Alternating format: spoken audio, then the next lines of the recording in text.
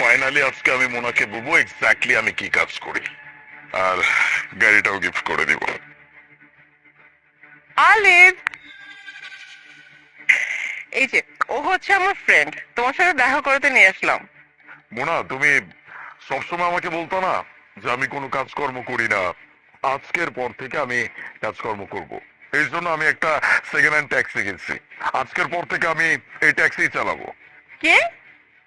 Taxi? আলিফ, তুমি taxi চালাবে? হ্যাঁ, ট্যাক্সি। বাই দ্য ওয়ে, আমি কিন্তু কিস্তিতে নিছি, এটা শোধ হয়ে যাবে খুব তাড়াতাড়ি। অলিভ, আজকে আমি আমার ফ্রেন্ডকে নিয়ে আসছি তোমার সাথে দেখা করার জন্য।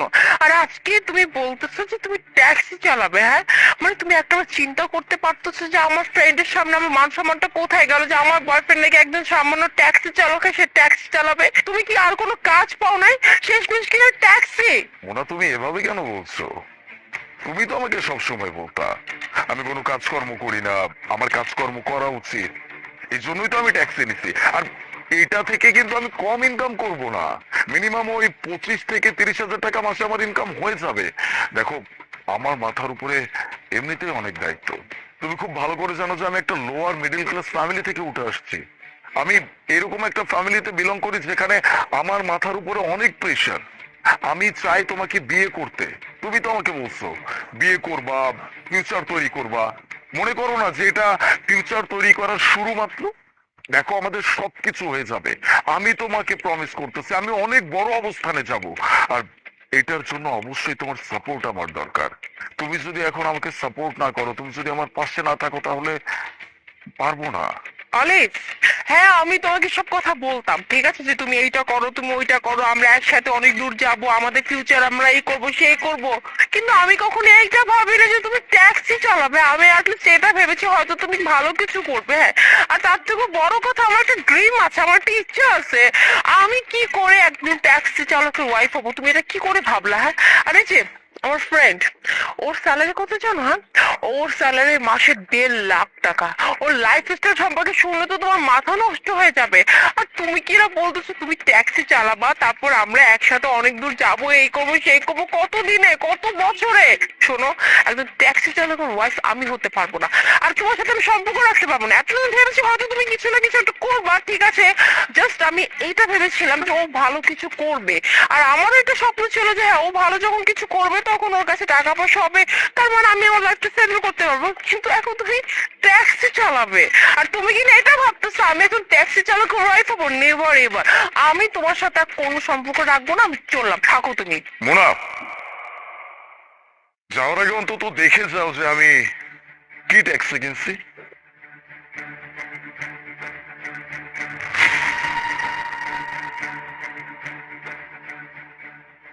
হোয়াট?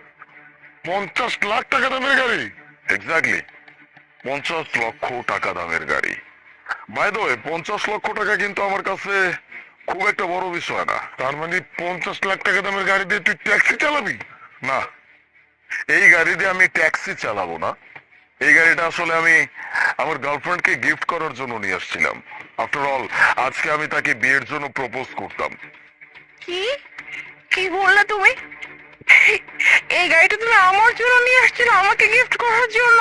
তো তুমি এই কথা আগে কেন বলো না? তুমি শুধু শুধু কেন আমার সাথে মজাটা করছো বলো তো? আর আমিও তোমার মজায় মজায় আমিও তোমাকে কি সব চাতা বলে ফেলছি, কত উল্টাপাল্টা কথা বলে ফেলছি। আচ্ছা যাই হোক, সব কথা বাদ দাও, আমি যা কিছু বলছি তুমি ভুলে যাও। বাহ, খুব সুন্দর। বাই দ্য ওয়ে, তুই কোন কোম্পানিতে যেন চাকরি করিস?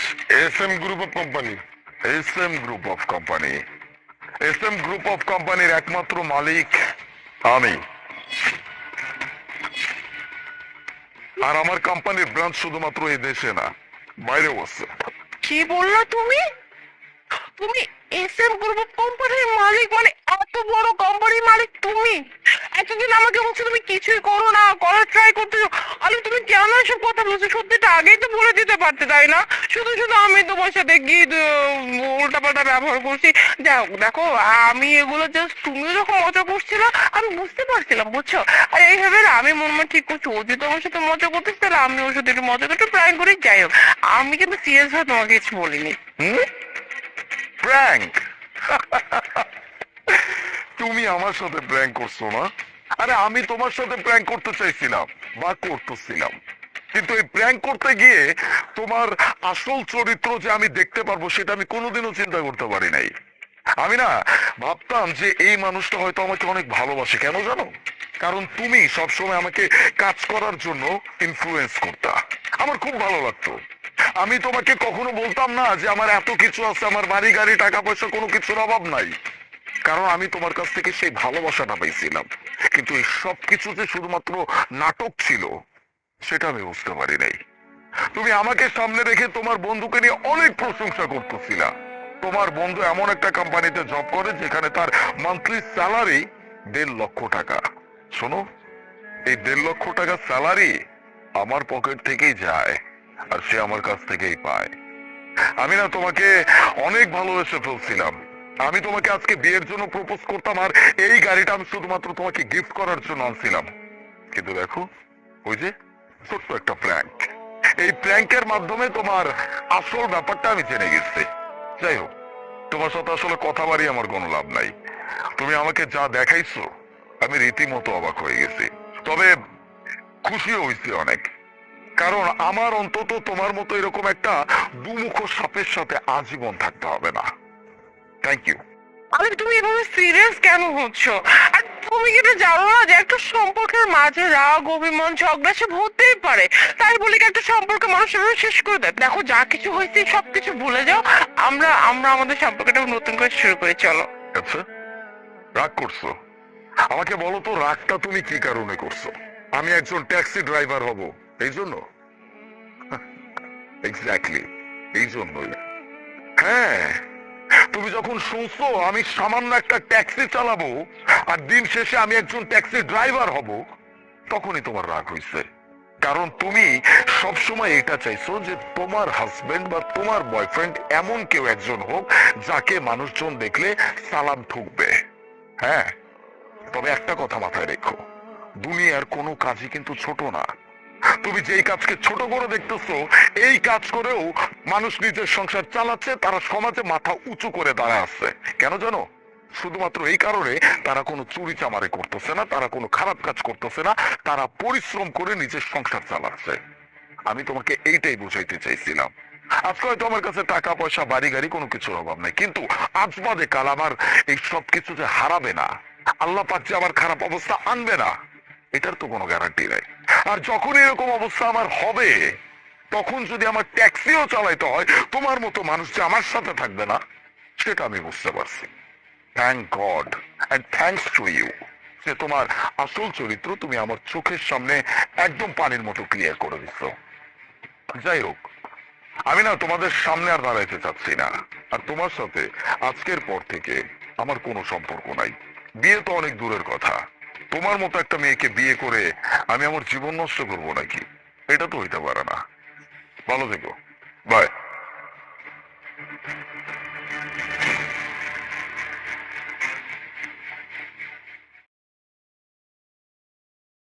এই আপা, 5,000 টাকা দে। এটা ধর, এটা ধর ভাই। 5,000 তো হইব না, এই জায়গায় মনে হয় 2,000 আছে, এটা আজকের মতো রাখ। আলিফ এখানে কি করতেছে? আর সাথে এই মেয়েটাকে, ও কামলার মতো দেখতে, আবার দেখতেছি মেয়েটার কাছ থেকে টাকাও চাচ্ছে। ওরে, কালকে রাতে গোয়া রাখছি যে 5,000 টাকা লাগবো দিতে। আলি, তুমি এই সময় কি করতেছো? তোমার সাথে এই মেয়েটাকে, আর মেয়েটার কাছ থেকে টাকাও নিতেছো? আরে, এটা তো আমার ভাই, আমি আর বড় বোন। কি?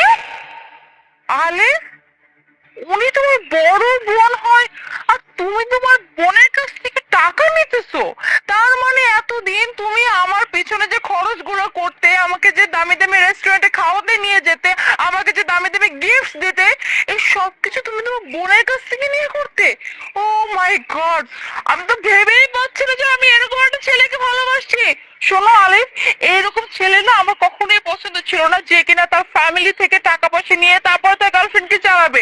আমি তো জানি সবকিছু তোমার, তুমি ইনকাম করো, সেই টাকা দিয়ে তুমি আমাকে এখানে সেখানে ঘুরতে নিয়ে যাও, আর তুমি তোমার বোনের কাছ থেকে টাকা নিচ্ছ? আরে বাবা, কি আজব কথাবার্তা! বোন আমার, রক্ত আমার, আমি ইনকাম করলেও যা, আমার বোন ইনকাম করলেও তাই। আমার টাকা ও খাইতেছে, ওর টাকা আমি খাইতেছি, এই তো। শোনো আলিফ, এটা না কোনো বাহাদুরি কথা না, হ্যাঁ, যে খুব বড় মুখ করে বলতেছে আমার বোন, আমি আমার বোনের কাছ থেকে টাকা নিচ্ছি। শোনো, তুমি হচ্ছে ছেলে মানুষ, আর তুমি একটা ছেলে মানুষ হয়ে তোমার বোনের কাছ থেকে টাকা নিতে কিছু লজ্জা করতেছে না? হ্যাঁ, তোমার মধ্যে কি কোনো দায়িত্ববোধ বলতে কিছু নাই যে একটা পুরুষ মানুষ হয়ে তুমি একটা মেয়ের কাছ থেকে টাকা নিতেছো? আর বাই দ্য ওয়ে, তোমার বোনের এই অবস্থা কেন? তোমার বোন এইরকম পোশাকে কেন? আর এখানে এই যে মাটি কাটা, আমি ঠিক বুঝতেছি না। আরে বোন, তুমি এসব কি কইতাছো? পোশাকের কথা কইতাছো? এই মাটি কাটার কাজ করি, এর তো ভালো পোশাক আর কি পরুম। আর ওই যে সামনে যে বস্তিটা দেখতাছো, ওই জায়গায় আমরা থাকি। কি বস্তি মানে? মানে আপনারা বস্তিতে থাকে? আলিফ, এটা আমি কি শুনতেছি? হ্যাঁ, তুমি তুমি বস্তিতে থাকো? তুমি না আমাকে বলছো যে তুমি এখানকার সোসাইটির যে সব বড় বিল্ডিং, সেই বিল্ডিং এর সব থেকে এক্সপেন্সিভ ফ্ল্যাটে তুমি থাকো, আর তোমার বোন বলতেছে নাকি সে যে কামলা মাটি কাটে, আর তোমরা নাকি বস্তিতে থাকো।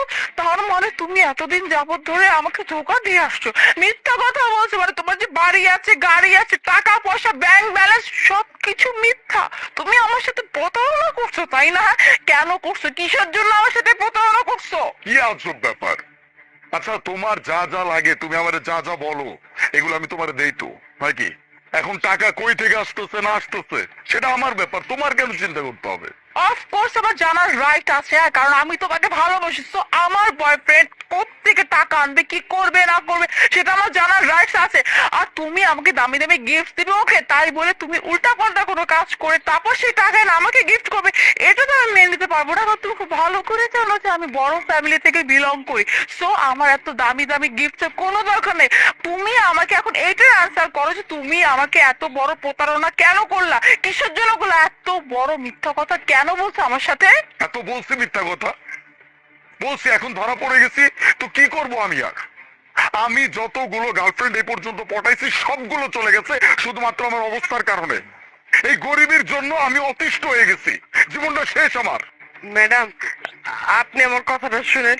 আমি মানলাম যে আমার ভাই আপনার লোকে মিথ্যা কথা কইছে, কিন্তু ও অনেক ভালো। আমি আমার ভাইরে খুব ভালো করে চিনি। আসলে আমি ওরে খুব আদরে বড় করছি, তো এর লিগে আমি ওরে কোনো কাজ কাম করতে দিই না। আপনি আমার ভাইরে ভুল বুঝবেন না, ও অনেক ভালো একটা পোলা। আপু, আপনি চুপ করেন। হ্যাঁ, আপনার ভাই তাই আপনার খুব গায়ে লাগতেছে, বাট আমি একজন মেয়ে মানুষ, আমার দিকটা আপনাকে দেখতে হবে। আমি আপনার ভাইকে ভালোবাসি, হ্যাঁ, আপনার ভাইয়ের সাথে টাইম পাস করতে আসি নাই। আর আপনার ভাই কি করছে? সম্পূর্ণ আমাকে মিথ্যা কথা বলছে। এতদিন আমি যা কিছু জানতাম পুরোটাই মিথ্যা। তার মানে কি ও আমার সাথে প্রতারণা করছে না?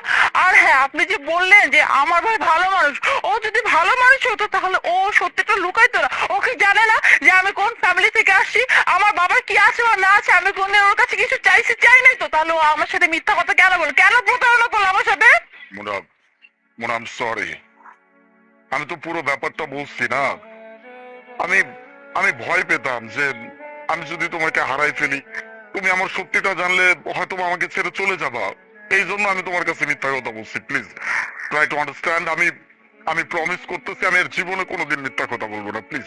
শোনো আলিফ, তোমাকে তো আমি মাফ করতেই পারবো না। কেন করতে পারবো না জানো? কারণ তুমি আমার সাথে প্রতারণা করছো। তুমি চাইলেই আমাকে সত্যিটা বলতে পারতা।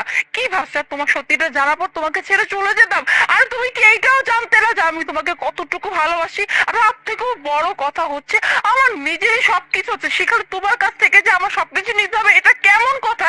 আমি তো তোমাকে ভালোবাসি, তাহলে তুমি সত্যিটা বলতে পারতা। সত্যিটা জানার পরেও না আমি তোমাকে সেম ভালোই বাসতাম। আর তুমি তুমি আমার সাথে অন্যায় করছো, প্রতারণা করছো।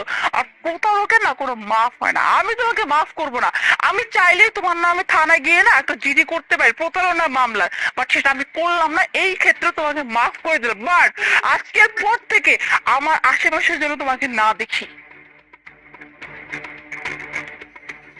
কি রে আলিফ, তুই যেরকম, এটা তো আমার জানা ছিল না। আমি মনে করছি তুই আমার কষ্টের প্রতিদান দিবি। আমি এই যে মাটি কাটতে তোরে মানুষের মতো মানুষ করার স্বপ্ন দেখতাছি, তুই বড় অফিসার হবি, ভালো চাকরি বাকরি করবি, তা না করে তুই এরকম মিথ্যা কথা কয়ে বেড়াইতেছস। আমি তোর থেকে এটা আশা করি নাই। বাপ মা মরার পর থেকে আমি তোর কোলে পিঠে করে মানুষ করছি, আর তুই কিনা আমার লগে এরকম প্রতারণা করতে পারলি? তুই তো আমার লগে মিথ্যা কথা কইছস যে ভার্সিটিতে ভালোভাবে পড়ালেখা করতে গেলে, ভালোভাবে চলতে গেলে টাকা পয়সা প্রয়োজন আছে, এর লেগে আমি তোর টাকা পয়সা দিচ্ছি। আর তুই কিনা এইরকম কাজ করলি। আমার ভাবতে অবাক লাগতেছে যে তুই আমার ভাই, তুই আমার লাগে এমন একটা কাজ করবি আমি কোনোদিন ভাবি নাই। আমি ভাবছি আমার ভাই বড় অফিসার হইব, আমি মাথা উঁচু করে কইতে পারুম আমি মাটি কেটে আমার ভাইরে মানুষের মতো মানুষ করছি। আর তুই কিনা তুই তুই আমার স্টেশন থেকে দূরে যা, তোর মতো ভাই আমার দরকার নাই, দরকার নাই, তুই যা। আপা এখন তুই আমারে ভুল বুঝবি, আমি ভুল করছি, আমি তো ছোট না, ভুল করে ফেলছি, আমারে মাফ করে দে। একজন আমার কাছ থেকে চলে গেছে, এখন তুইও যদি আমারে ভুল বুঝোস আমি কই যাব? তুই ছাড়া আমার কে আছে? আমি বুঝতে পারছি, আমি এতদিন পর্যন্ত আমার নিজের অবস্থান বুঝি নাই, আমার কি দায়িত্ব সেটা আমি বুঝি নাই, আমার কি কর্তব্য এটা আমি বুঝি নাই। আমি তোরে কথা দিতেছি, আজকের পর থেকে তোর কোনো কষ্ট করতে হইব না, আমি পরিশ্রম করব। আমি বড় হইছি না, আমার তুই মাফ করে দে, আমার এই টাকা পয়সা কিচ্ছু লাগবে না, কিচ্ছু লাগবে না। দেখ, তোর মতো বাইরে আমি মাফ করতে পারবো না, তুই আমার স্টেশন থেকে দূরে যা। আমি তোর চেহারাটা এখন দেখতে চাই না, আমি মাটি কেটে খাই, আমি মাটি কেটে সারা জীবন খামু। তোরে নিয়ে যত স্বপ্ন দেখছি, যত আশা দেখছি, সব মাটি দিয়ে দিলাম। এই মাটি এটা তুল। আপা, আপা তোর কাম করা লাগবে না, আমি কাম করুম, তুই দেখ। আরে তুই ছাড়, ছাড়, আমার স্টেশন থেকে যা তুই, আমার কাজ আমারে করতে দে। আপা ছাড় কইতাছি।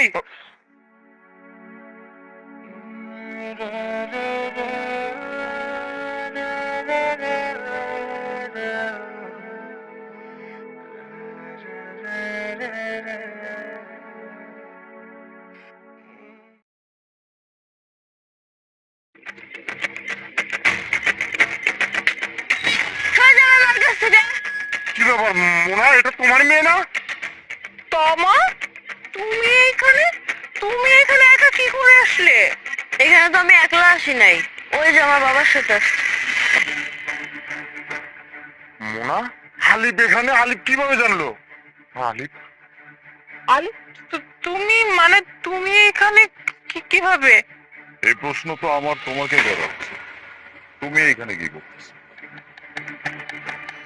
ও আমি আমি এই যে আমার কলেজ ফ্রেন্ড, ওর সাথে দেখা করতে আসছি। ও আমার কলেজ ফ্রেন্ড হয়, ওর নাম হচ্ছে আপন। আচ্ছা, এটা তোমার ফ্রেন্ড? এটা তোমার ফ্রেন্ড নাকি বয়ফ্রেন্ড? আরে তুমি কি বলতেছো? এগুলো বয়ফ্রেন্ড বয়ফ্রেন্ড কেন হতে যাবে? আমি তোমার ওয়াইফ। আর তুমি কি না বলতেছো বয়ফ্রেন্ড? ও আমার বয়ফ্রেন্ড, ও আমার জাস্ট ফ্রেন্ড। আমরা কলেজে একসাথে পড়াশোনা করেছি, আর অনেকদিন যাবত দেখা হয় না, প্রায় 1 বছর পর ওর সাথে আজকে দেখা হলো। আর তাই তো দেখা করতে আসছে। আর তুমি কি সব যাতা ভাবতেছো? দেখো আলিফ, তুমি যেমনটা মনে করতেছো বা তোমার মাথায় যে কথাগুলো আসতেছে, একদমই এগুলো এনো না, সম্পূর্ণ মিথ্যা কথা এগুলা। জি ভাইয়া, ও ঠিকই বলতেছে, আমি ওর ফ্রেন্ড, প্রায় 1 বছর ধরে দেখা নাই, তাই বললো যে মিট করার কথা, তাই চলে আসলাম।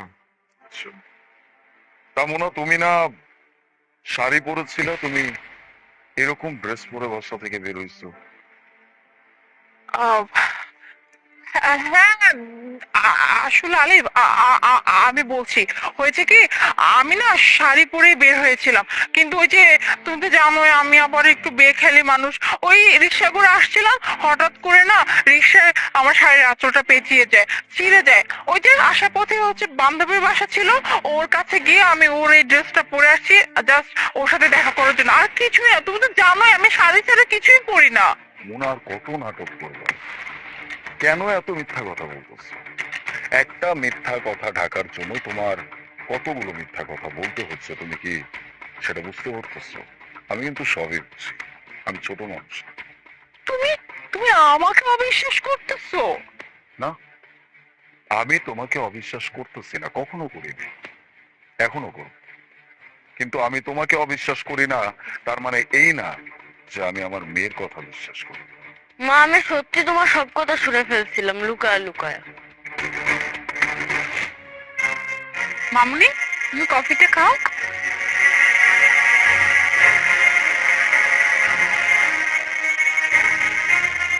হ্যালো বেবি, আমি না তোমাকে খুব মিস করতেছি। হ্যাঁ, ভীষণ।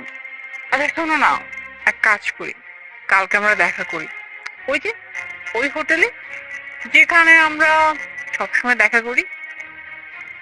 তুমি না অলওয়েজ কেন টেনশন করো? আমার হাজবেন্ডকে নিয়ে টেনশন করার কোনো দরকার নেই। আমি তো জানি না যে আমি ওকে রেখেও তোমার সাথে আমি রিলেশনে জড়িয়েছি। শোনো, ও অফিসে চলে যাবে, তারপর আমি তোমার কাছে চলে আসবো, আর তোমার সাথে আমার ইম্পর্টেন্ট কিছু কথাও আছে। ও, তুমি তোমার কথা বলতেছো? শোন, ওকে নিয়ে তো আরো প্যারা খাওয়ার কোনো কিচ্ছুই নাই। আমি ওকে ঘুমের ওষুধ খাইয়ে ঘুম পাড়িয়ে রেখে আসবো, তারপর আমরা আমাদের ফেভারিট হোটেলে যাব, আর ওখানে আমরা টাইম স্পেন্ড করব, ঠিক আছে? আচ্ছা, কালকে তাহলে দেখা হচ্ছে। ওকে, বাই বাই। কি মোনা, আর কিছু বলবো? আমি না কখনো আন্দাজ করতে পারি নাই যে তুমি আমার সাথে এত বড় একটা প্রতারণা করতে পারো। ওই যে বিশ্বাসের কথা বলছো না, আমি তোমাকে অনেক বিশ্বাস করছি, আর সেই বিশ্বাসের মর্যাদা তুমি তুমি রাখতে পারো নাই।